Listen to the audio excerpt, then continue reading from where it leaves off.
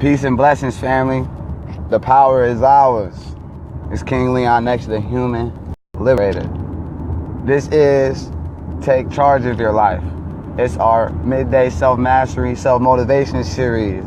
Today's date is April 7th, 2017. April 7th, 2017. This is our midday self-mastery motivation series, Take Charge of Your Life, episode 92.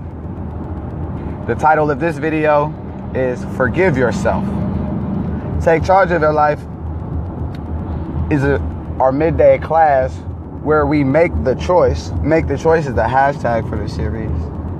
We make the choice every single day to correct our errors in judgment, to right our errors and practice a few simple disciplines that's going to lead to success.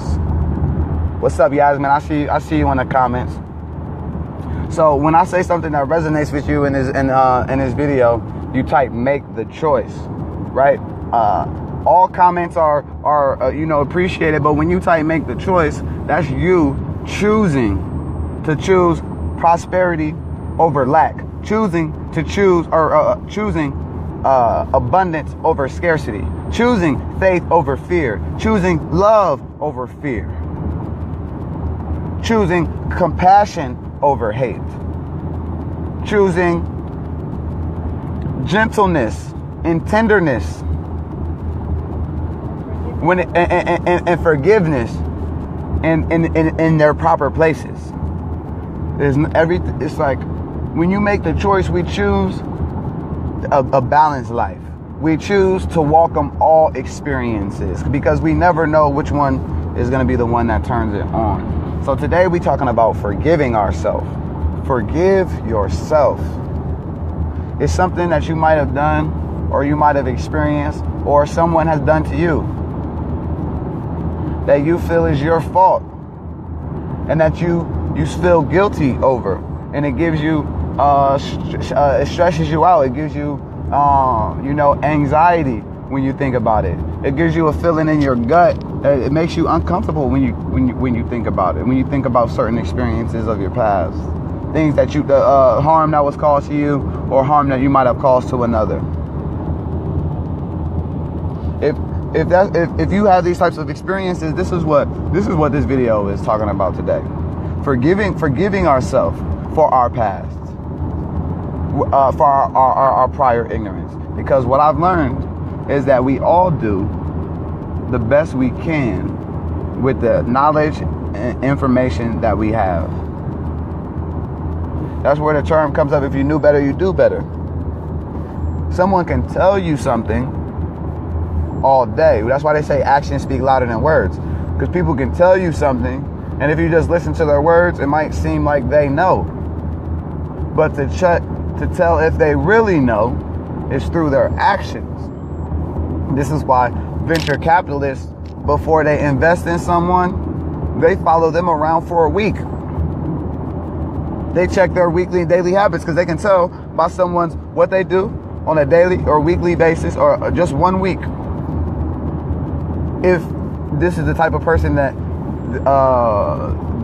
if this person has the type of habits that they should invest in. And so it's hard to evolve into our greatest version and to be our best selves, carrying the burdens of yesterday. That's why we love God so much. That's why we love Krishna so much. That's why we love Muhammad so much. That's why we love Allah so much. That's why we love Jesus so much. That's why we love Buddha so much. Right? That's why we love the Orishas so much. That's why we love the Ife so much. That's why we love our spirituality so much. That's why it's because of the sense of second chance. The sense of the fact that, hey, this entity, this being, this person takes me as I am, how I am, with all of my what appears to me as flaws. With all of the things that I don't know, all of my inconsistencies, all of my irresponsibilities, You know, Allah still loves me. Krishna still loves me. Jesus still loves me. God still loves me. Buddha still loves me, right? Oshun still loves me, right? Jah still loves me. Ra still loves me, right? Whatever place of the word, whatever label that we want to use to describe this omnipotent, all-powerful, all-knowing source and force that we know we can come to in our time of need, and it always comes in the clutch for us. Or it's like the reason that people believe in you know, religion is so effective to people is the forgiveness aspect of it, the come as you are aspect, the hey, I was down too, but through this I was able to come up. Through the belief in this, I was able to, you know,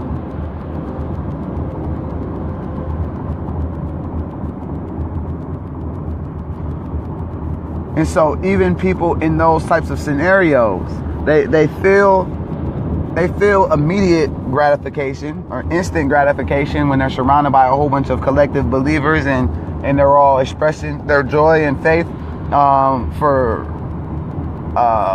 you know, the joy of being forgiven. If you feel like you've done something wrong, but you've forgiven, and it's like almost no consequence for it, then that's something to get excited about.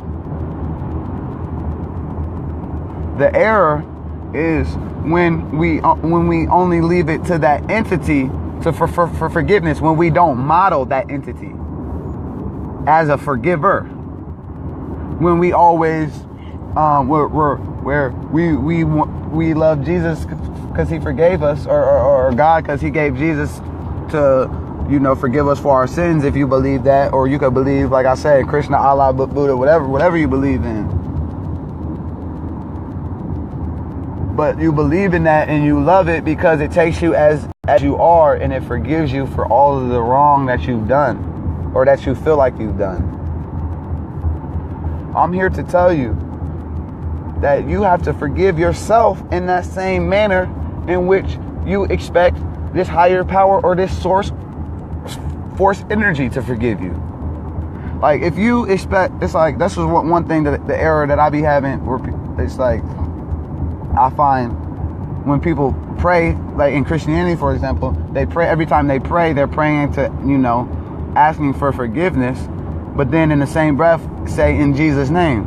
When they say the whole purpose of Jesus's death was to forgive everyone for their sins. That's from 2,000 years ago. That everyone that ever lived, if they believe, then their sins are forgiven. So why are believers asking for forgiveness for their sins if they believe that God already forgave them by giving their son Jesus? What we need to not worry about, really, like, because you know, other people, like, your happiness can't really be dependent upon whether someone else forgives you or not, because some people aren't there yet. You know, that's why there's a word called grudges. Right? A grudge is when someone won't let up. It's like, you lose, or we play a game, you beat me, now I got a grudge. Hey, this is a grudge match.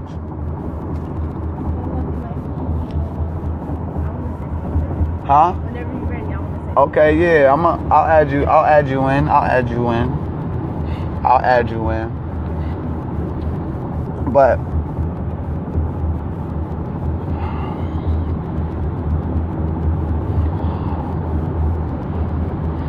I'm about to, matter of fact, Miss Mindfulness herself, Queen Irene, she want to give y'all some power words.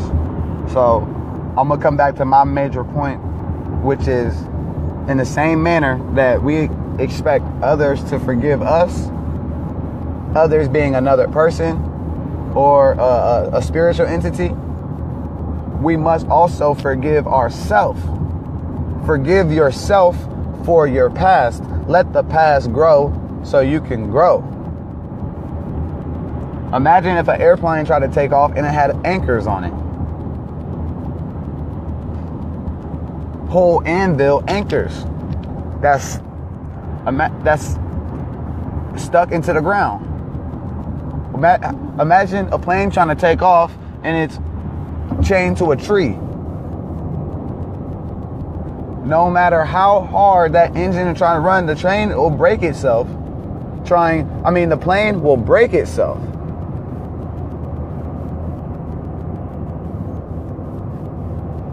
You have to rebuild all the way from scratch, trying to take off attached to a tree.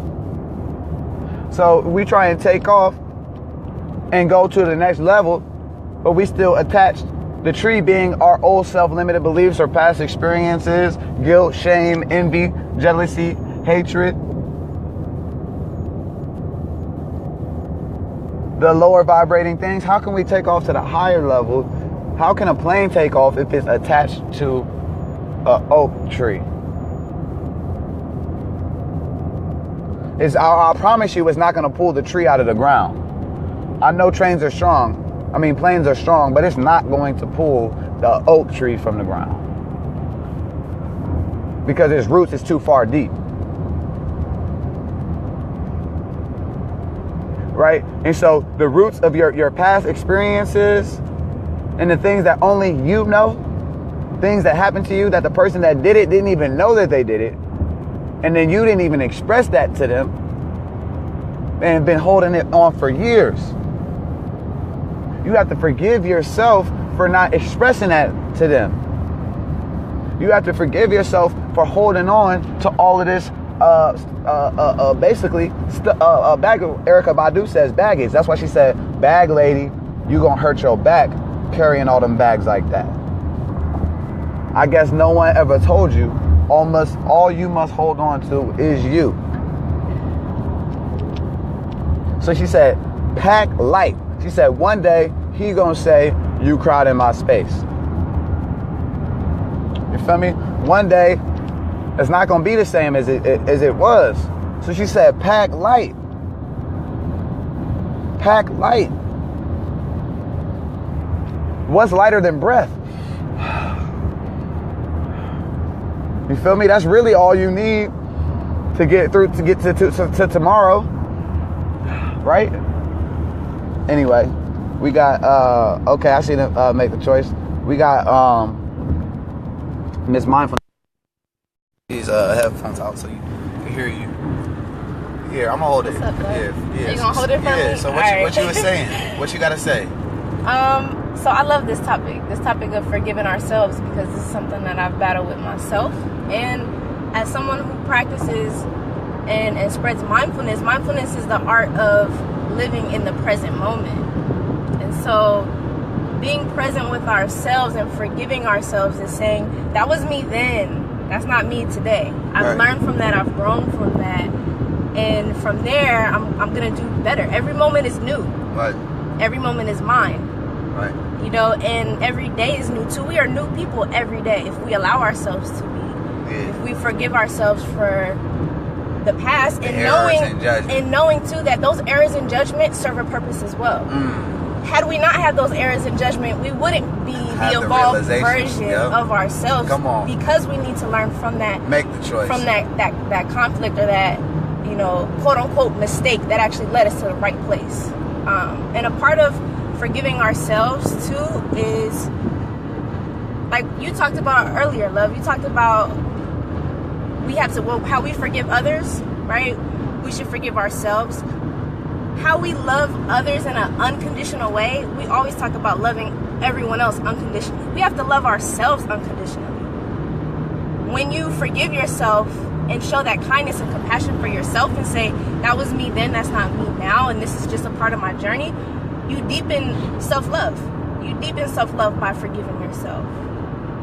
And at the same time, you're also falling in love with your growth and your evolution. Right. Exactly. By owning that was me in the past. This is me today. I've learned from that and I've grown. And forgiving ourselves, like you said, is, you talked about Erykah Badu and Bag Lady, right? Mm-hmm. Releasing releasing that grudge as well from ourselves allows us to grow into new people and form new skin. Yeah, because the shame and guilt that's carried along, that's attached to a lot of those emotions. It's the art of letting go. We all have to master the art of just letting go and respecting the cycle too. Ooh, respecting the cycle. Respecting the cycle. I'm about to talk about that on Monday. Things come in, you know, we come into our new selves, and we can't do that unless we let go. Go through.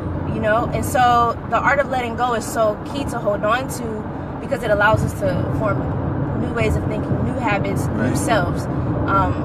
But we can't ascend, right, when we have so much baggage. Yeah, just we feel like we already know. When we go to the airport, right, they have a strict limit. You can only take 50 pounds because it's physics. It's just like the law of gravity. Right, and you if can't you take ascend. it more, the shit gonna cost more. Yeah, you cannot. We as people cannot ascend to the higher place, into our higher selves, when we hold on to a lot of that baggage. So just forgiving ourselves is Welcome to freeing. South Carolina. It's freeing. We too. just made it to South Carolina, y'all. You know, anything that grants me more freedom, I'm all with it. So forgiving ourselves for that is a big part of that.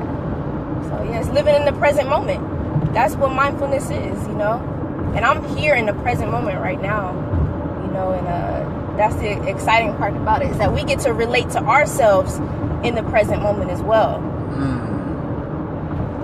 You know, just like I want you to relate to me, who I am today, not what I was doing 2, 3, 4 weeks ago, 2, 3 years ago, right? I want you to relate to who I am now. So we have to also relate to the people that we are now, and acknowledge that we've stepped into new shoes. Right. So that's the truth. And then one of the only ways to prove and show that we stepped into new shoes is by that those similar experiences that come up, and for us to respond differently. If you respond the same way as you traditionally respond, then you haven't changed as much as you thought. What do you say about that? Say that again. Like, make sure I heard you. Because how you were saying, we constantly like measuring our growth and evolving, right? And that's why I was saying the similar experiences come up to us multiple times. Ooh, yeah. Just to see if we're gonna respond. Test us. Yeah. To test us. Yeah, exactly. To really test and say, did you really learn this lesson? So then you have a testimony. Hey, there's no testimony without a test, right? Right. So that is a beautiful thing, and it's crazy too when we talk about forgiving ourselves and also opening up those blockages as well. Like, I think about, you know, ourselves on a molecular level, how we can form new skin, right? Like I said, respecting the cycle of things. We have to open up in order to let go, and then receive. We get to receive newness as well. That's really exciting. New skin, that's crazy. But yeah, I mean, just, you know, when there's blockages at too. Something they were saying that our skin shed like over 1,000 times in our life and shit. Yeah, every 7 years they say we have our cells regenerate themselves. Like your 21st birthday, 28th birthday, you know, so on and so forth. And they also say it's like 23,000 or 23 billion like fucking interactions that's going on in your body right now, like every second. True. Like, we have to mimic that cycle. That's a natural cycle. We have to honor that natural cycle of receiving and then letting go as well. And I was also going to say, when we hold on to stuff, when there's blockages that we create, even on a physiological standpoint, that's where illness is formed. When there's a blockage or overload, too much of anything is no good. So practice lightness, practice letting go, and it allows for abundance it makes space for abundance to happen in our lives. It makes space for us to realize how much we have grown, and there's so much goodness in that. So make that choice right now. Today we can literally every moment is new and every moment is ours. So we can make that choice. We can own the moment and say, like, nah, today let's start today. Right. And then guess what? You do that every day. You start today, every day. Like, listen, I'm starting today. I'm starting today, taking charge of my life. I'm making a choice today, right? This is episode 92. And I'm making a choice today to take charge of my life, to forgive myself for my past. I'm making a choice today to correct my errors in judgment. I'm making a choice today to be a better listener and a more effective communicator. I'm making a choice today to care more about how my message is received. All of these things that I'm making the choice today to do, that I make the choice every day to do, aid to my highest growth, greatest good, and upward development. Self-mastery. If you're not engaged in self-mastery, then you can't make the choice, right? Because that's the only choice: become your greatest version or not. And you can't become your greatest version without forgiving yourself for your past. Because if you're holding on to the past, you can't live in the future. If we say that we believe everything happens for a reason, we got to know that our quote-unquote mistakes or transgressions or whatever, the shortcomings that we have, we got to know that that's also purposeful and meaningful too, if we acknowledge them, right, and say, I'm going to do something differently. Because if we continue to hold on to it, right, and live in that space of what it is that we used to do, right, or what we did before in the past, then it's kind of like that it served no purpose. Then if we don't learn from it and move on and grow and forgive ourselves, heal ourselves, then it that's the only mistake we can make, is if we don't, learn from that past transgression and move forward from that and get out of that space. But like I said, forgiving ourselves is a form of loving ourselves, and we have to love ourselves unconditionally. That's exciting. Yeah. Oh, wait, anything else? That was it. That was really it. Oh, tell them how to reach you, yo. You can reach me on my website. That's really like the easiest way. How do you spell it? Irene, IreneAtkins.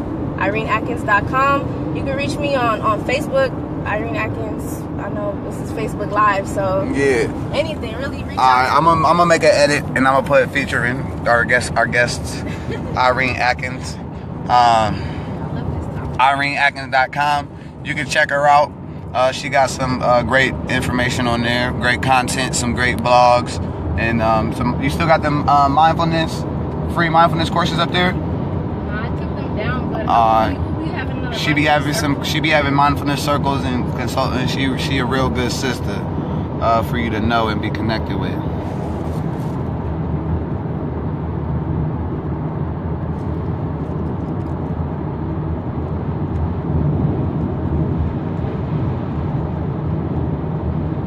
So yeah, we made the choice to drive from LA to Philly. And so we made the choice and we stopped in Tucson, Arizona. And we made the choice. We stopped in Houston. Spent the night in Tucson, spent the night in Houston. We made the choice. Stopped in New Orleans. We made the choice, stopped in Atlanta. We spent the night in Atlanta. Now we on our way to Virginia. We're driving through South Carolina right now. We making the choice all the way home, right? All the way to the next day. And then tomorrow we're going to be making the choice. And on Sunday we're going to be making the choice as well. And I'm going to catch y'all on Monday. I'm going to catch y'all Monday at noon. And we're going to be making the choice then too. And we're going to be talking about respecting the cycle. Respecting the cycle. Trusting the process.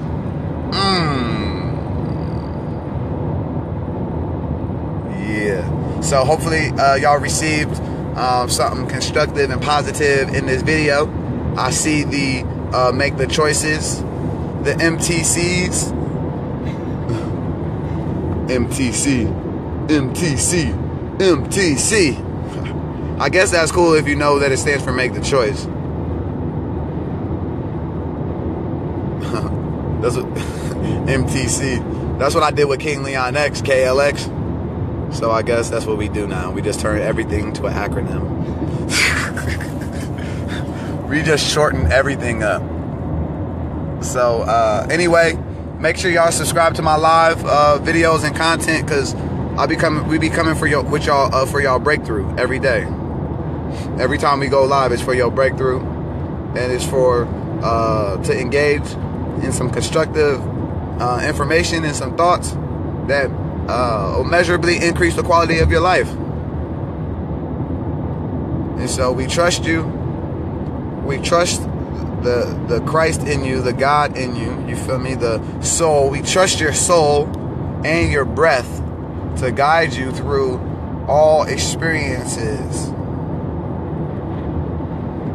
Now you must not only go through the experiences, but gain from them, profit from them, become who you must become in order to have what you must have. Not become who you want to become so you can have what you want to have. Because these wants, what I realized, man, I want a lot of stuff. And none of the stuff I wanted ever happened. The only things that happen are the things that must happen. So I didn't just want to be a basketball player. I had to be a basketball player. You feel me? I had to be on the team. That was my self-image. I had to be on the team. I had to start. I had to drop buckets. You feel me? I didn't have a choice. As a rapper, I didn't want to rap. I had to. Like once, it was a must for me. In order for me to be the type of person that I wanted to be in the social in high school, I had to rap. I must rap. That means I have to start and suck at first. I had to not even know rhymes, right? Right? It's like, it's not I want to be a author. Everyone wants a book. It's like, I had to. I must be an author. I didn't become an author until it was a must. And when it was a must, then that first page was written. That's the same thing with like becoming the greatest version of ourselves. Right, exactly. You know, I wasn't inspired to grow until I was pregnant with my son. You know, I was a parent, so I had to grow. It was a must. It was a must for me to evolve quickly at that. Right. As well, to be a better provider, to be the mother that I knew I needed to be. Yeah, it's not just a want. Because you wanted to be in those positions prior, but it didn't turn to a must till ILO came, and it was like, I must, and it was a whole shift. It was it's no plan B, because it distracts you from plan A. You see, it's like, I don't got no plan B. I got plan A, and I must achieve it. I didn't have no plan B. I didn't have no alternative to become popular. I must, like my personality and how I responded in my youth, all my traveling and shit that I did, all these new schools and all that, I must have developed a personality that made me popular, because I like attention. And so if I like attention and I like communication, I like resources, I like ability to know people and have all the benefits and luxuries of those types of relationships, then I had to become like I said, an athlete, a rapper, a dope boy. You feel me? I had to sell drugs for image that if I wanted to portray the story that I wanted people to know about me and the self-image I have for myself, right?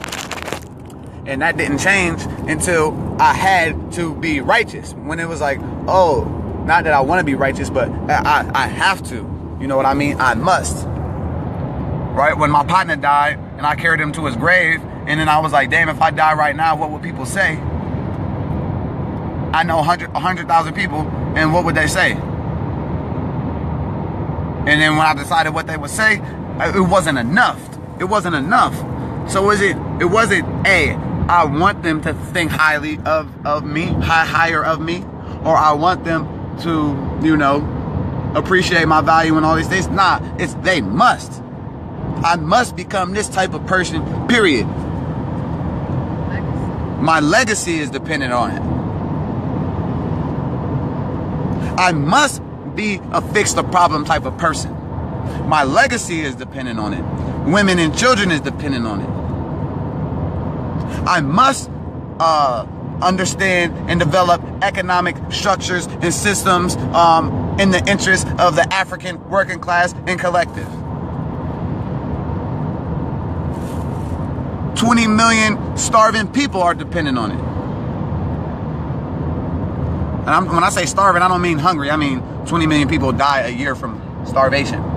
Like literally, if you had a cup of rice more a day, then you would be alive. A cup of rice. A cup of rice feeding a family. I'm talking about that family will be alive with a cup of rice more a day. This is what I'm talking about. And so I must become the type of person that can provide solutions for that type of problem.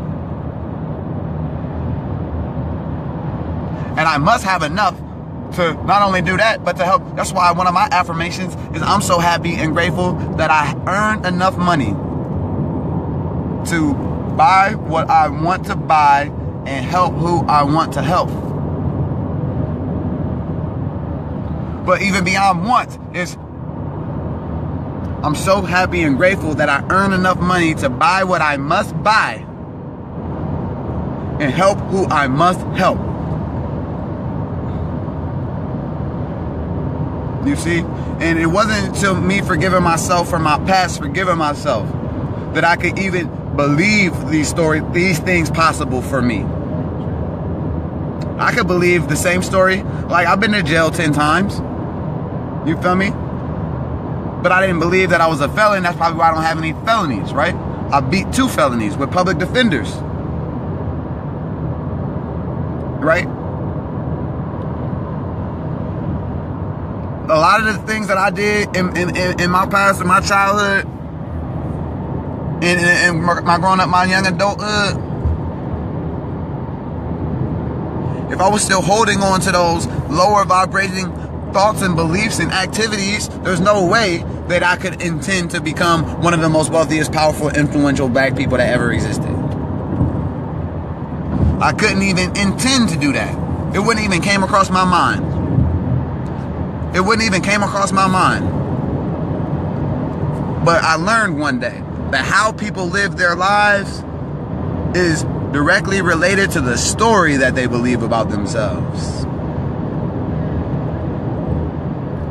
How people live their lives is directly related to the story that they believe about themselves. Their performance level is directly related to their confidence on whether they can get the job done or not. That's why you get either straight A's or you don't. People that get straight A's is not that they're smarter, it's just that they know they can, so they just do. I never knew or thought that I could get straight A's. But best believe when I make these M's and I have this real estate that's housing these women and children, and then I decide to go back to college and finish just to prove a point, and I go back to Morehouse College, and I'm already a multi-millionaire. What? I guarantee I'm gonna get straight A's. I could go back to school right now and I will guarantee I will get straight A's. I can guarantee it. Like, literally, I never got straight A's in my life, ever. I didn't even get straight S's in elementary school when it was just S and U's. I used to get a lot of U's as well. U for unsatisfactory. S for satisfactory, U for unsatisfactory. I never even got all S's.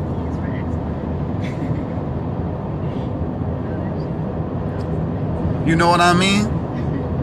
So, but I know for a fact, and I believe from the depths of my soul, that no matter what the institution is, no matter what the class is, I will get an A. No matter how many classes I have, I will get an A. Because that's the story I believe about myself now. That's my image. And I must get an A in order for in order for me to be who I say I am.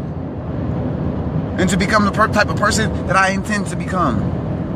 I no longer, in the past, I accepted C's and I accepted D's. And And I accepted F's as reality. But these are no longer my reality. You see the transition that's made in self-forgiveness and self-love. Don't say, hey, I'll forgive myself when this happened, or I'll love myself when this, some people say, hey, I'll forgive myself when I lose this weight, or I'll forgive myself when I get in another relationship, or when I make this amount of money and all these things. But when you do that, you're denying your existence right now. You're denying the moment right now, and you're blocking the flow of any of these things to be able to come to you. So, you know,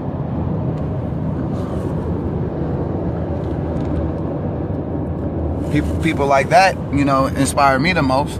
I must, like, children like this is 1 year old, right? This young black man, right? He's 1 year old. I must have systems developed and set up for him to run. You feel me? I must, like, I haven't had the luxury of birthing children, physically, my genetics, birthing my own children, right? Manifesting in physical reality. I haven't had that luxury. But I do have the luxury of knowing so many women, black women, who have children who need constructive, divine, masculine presence or imaging. So I must become the type of person that women will be like, yeah, son, this is the type of man this is the type of person that, yeah, look up to this person. Yeah, you want to be around him. Yeah, that right there, that dude, yeah. Not because, oh, everyone else says it, but because of his results and his actions, his habitual results and consistent actions, and the principle-based life that he leads. Respect this man here for his growth and his commitment to his growth. Not because he has all the answers, but because he cares enough to keep going and to keep trying and to keep developing and keep reevaluating until he get it right. And once he got it right, he kept it right. And he protected it. And he helped pave the way for us to have what we have now. See, that's what must be said about me when it's all said and done.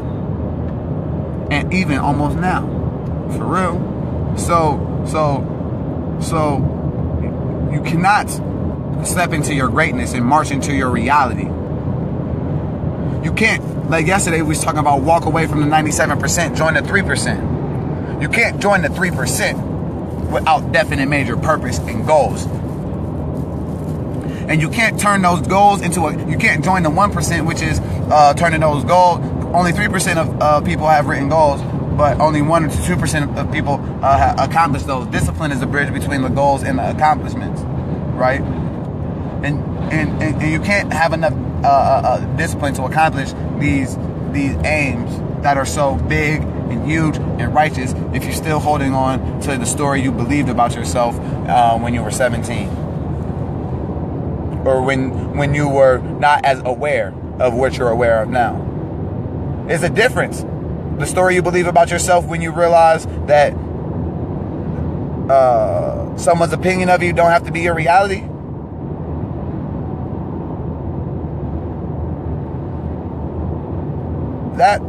Those words changed my entire life, family. Someone's opinion of you does not have to be your reality. It was like, I was like, that's crazy. I never knew that. And he said, how people live their lives is directly related to the story they believe about themselves. And I realized, hey, how I was living my life was based on the story that I believe about myself. So if I want to increase the quality of the life that I'm living, I need to change the story that I believe about myself. And so the new script says the most powerful, wealthiest, influential black man of all time. So I must live my life as such, right? How people live their lives is directly related to the story that they believe about themselves. So that means I had to get real serious, because before it's all said and done, it's not too long from now. You know what I mean? It's not too long from now. So if I'm really serious about that, if they must say that about me, then am I willing to do what is necessary?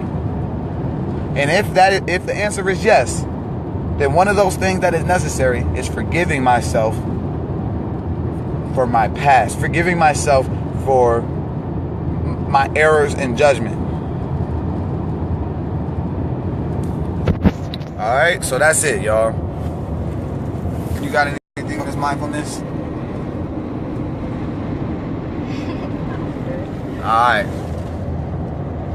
Y'all stay grateful and stay connected, because we got something for you. Peace.